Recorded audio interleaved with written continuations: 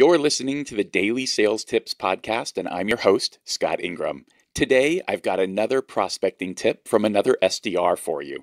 This comes from my interview with Josh Sutton in episode 41 of the Sales Success Stories podcast. At the time, Josh was the top performing SDR at Discover.org, and he's currently with RFP.io. Here he is with today's tip.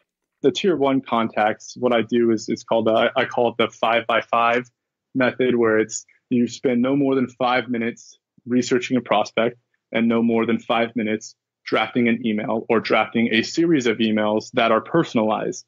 And the way I do that is I leverage LinkedIn, whether what they say on LinkedIn, Twitter, social media, things like that. Just kind of figuring out, okay, what does this person care about? Like, do we have something that we can connect with?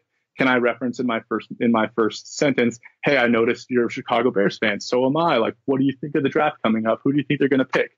And then it goes into, I was doing some research. I noticed you lead a team of 50 SDRs. Have you thought about the data that they're using, in their day to day? And it's kind of positioning. You're starting out in a personal sense, and then it's the next part is like, okay, let's get down to the reason why I'm reaching out to you.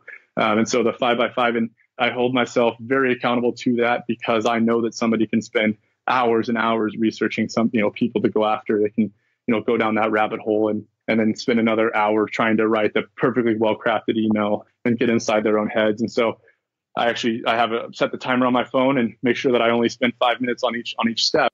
For more about Josh, including a link to our full interview together, click over to dailysales.tips/127. What do you do that helps you prospect more effectively? Share your ideas. You can call or text the new Sales Success Hotline or comment over on this tips page at dailysales.tips/127. Then come back tomorrow for another great sales tip. Thanks for listening.